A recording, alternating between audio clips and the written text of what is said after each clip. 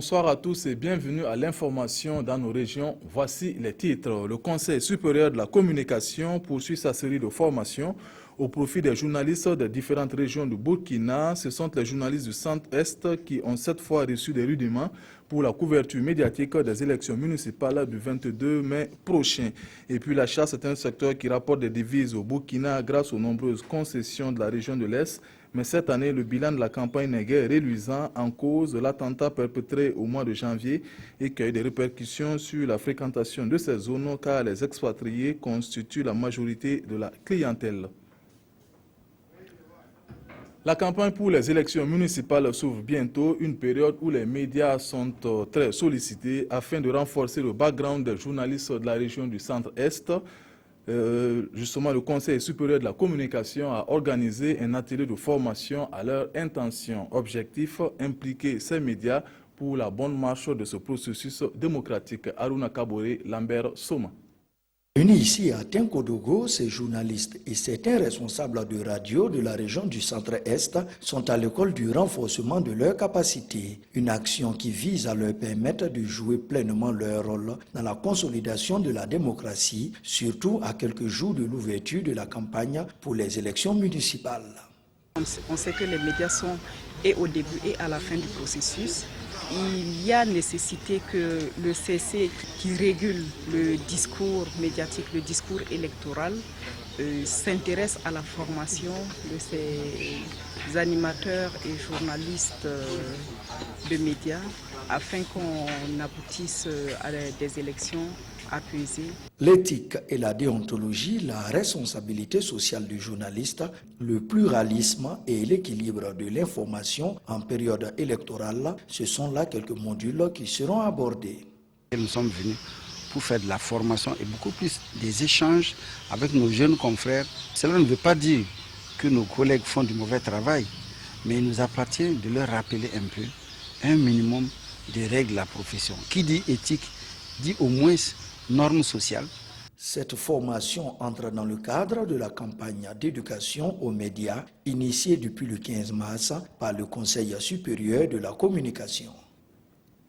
Waigua tue aux frontières du Mali et Waigua Djibo via Titao. Voici les axes parcourus par le ministre des Infrastructures en tournée dans la région du Nord. Une tournée qui a permis au premier responsable du département des infrastructures de prendre la mesure des chantiers en cours ainsi que l'état de dégradation de certains ouvrages, notamment les digues. Irénée Kabore, Alidou Alain Savadogo. Dans la région du Nord, c'est l'état de la route Waigua frontière Mali et celle ralliant Waigua à Djibo qui ont constitué l'agenda d'Éric Bougouma, ministre des Infrastructures. La construction de la voie Waigua-Mali connaît un retard et l'entreprise s'active pour l'achèvement des travaux dans un bref délai. Le délai est déjà dépassé depuis le 2 janvier. L'entreprise compte terminer les travaux, surtout de la route principale, dans 2 à 3 semaines. Il va rester les autres postes, comme par exemple, il y a le poste de paysage, il y a aussi le barrage, qui sont les 2 points les plus critiques. Ce qui importe peut-être à moi, c'est qu'il y a peut-être retard de paiement.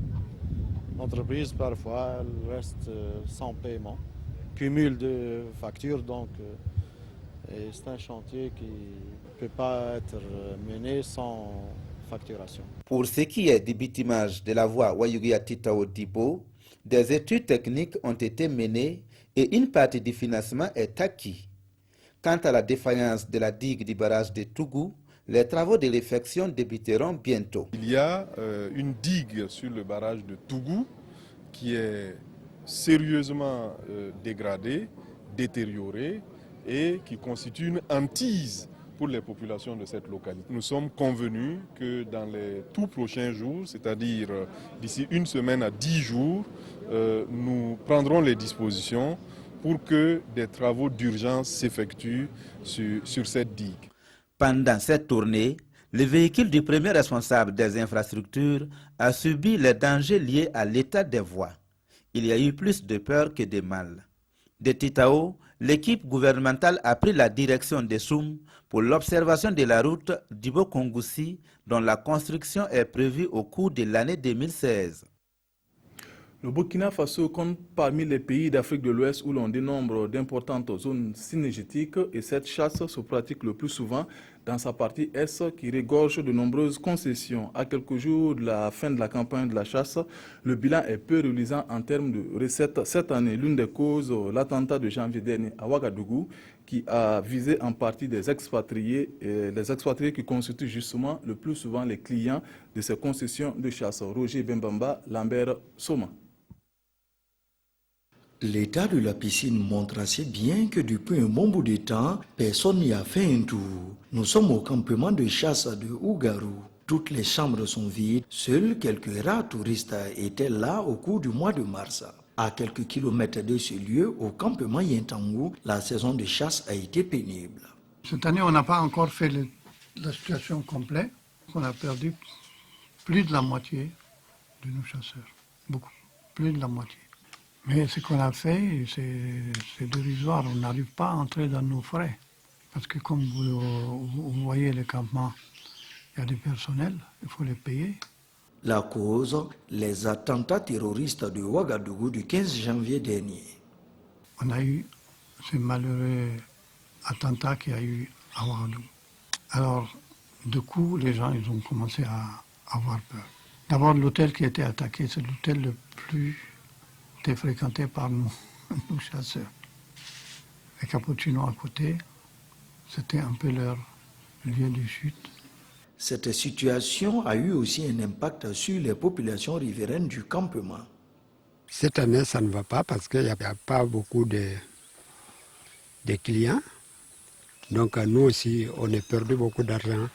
Au campement de chasse Yintangou, une véritable campagne de lobbying avait été initiée en Europe pour attirer le maximum de touristes. Malgré tout, ce 23 avril, tout était en train d'être remballé pour Fadangourma, faute de touristes, alors que la chasse n'est pas encore fermée. Le parc de taxi au Burkina est vieillissant en grande partie et il n'est pas rare de voir en circulation des véhicules qui interpellent tant par leur état que par les émanations qui en échappent. Mais à Bama, dans la région des Hauts-Bassins, la situation semble encore pire avec des taxis qui défraient l'entendement. Taxi atypique de Bama, un dossier signé Idrissa Warga, Mireille Kalor, Tougma. Ceci n'est pas un tas de ferraille destiné à la casse, mais bien l'intérieur d'un véhicule toujours en activité. Nous sommes à Bama, localité située à 25 km de Bobo-Dioulasso, jour de marché.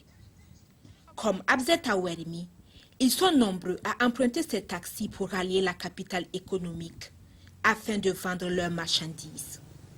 Et ce qui frappe à coup d'œil, c'est le caractère atypique de la quasi-totalité de ces taxis. Vitres inexistantes, capot cabossé, on serait tenté de dire que c'est un tas de fer roulant. Et parfois pour démarrer, c'est la croix et la bannière. Sur le mode d'acquisition de leur véhicule, les propriétaires s'expriment.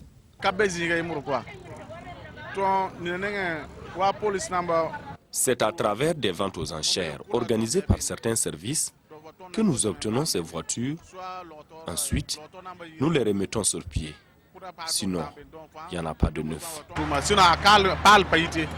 Des véhicules qui ne peuvent prétendre à une assurance. Nous ne pouvons en aucun cas amener ces véhicules en visite technique car tout y restera. Si on pouvait nous aider à acquérir de véhicules neufs afin qu'on travaille à rembourser par la suite. Ce qui peut peut-être être fait, c'est essayer de voir comment est-ce que les propriétaires de ces véhicules-là peuvent essayer de remettre ces véhicules de transport, en tout cas dans les conditions normales. Sur la question fâcheuse de l'utilisation du gaz, clients et conducteurs sont du même avis. Le gaz est économique. On travaille avec depuis 10 ans. Ça n'a jamais pris feu. Quand c'est moins cher chez eux, ça nous arrange aussi. S'ils augmentent les prix, on ne va pas s'en sortir. La sécurité est dans la main de Dieu.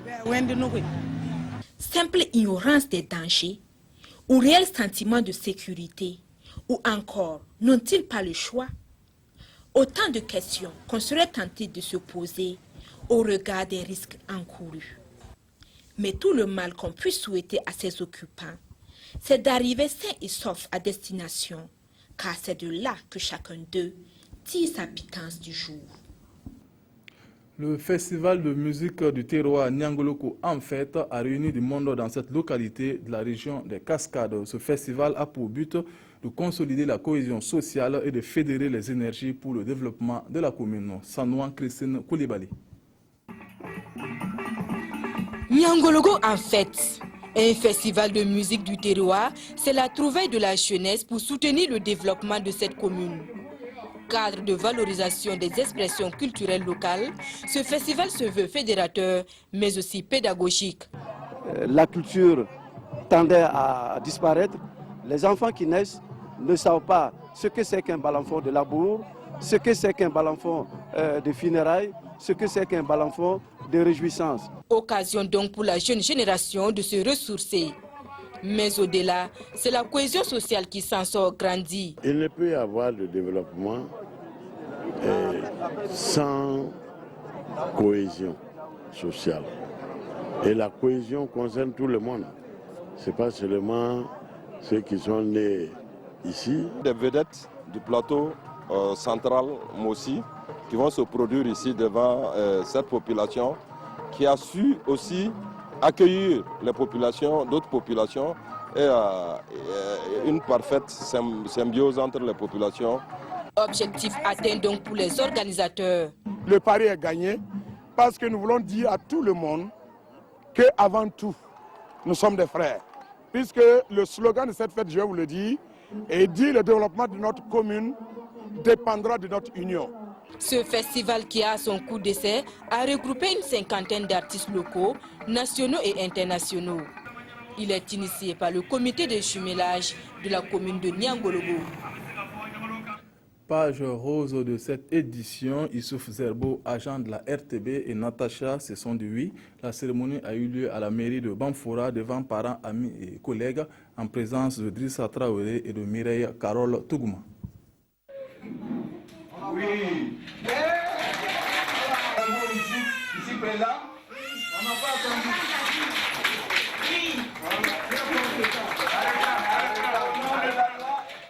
Et par le 8 solennel, nous le déclarons unis par les liens du mariage.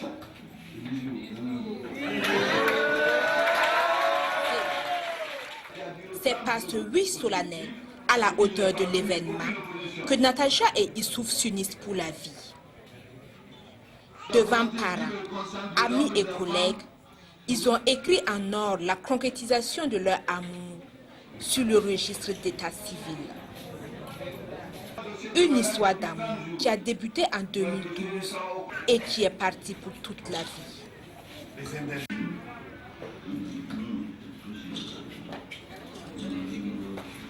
C'est dans cette ambiance de joie que le couple Zerbo a offert un lunch aux invités. Ce 28 avril restera à jamais gravé dans leur cœur, couple à qui on souhaite un bon et heureux ménage. Heureux ménage donc au couple Zerbo. C'est la fin de cette édition. Vous avez rendez-vous avec Godefroy Bazé à 20h. Toutes les équipes de cette semaine se joignent à moi pour vous dire merci. Issa Lankwande vous retrouve le lundi. Bonsoir.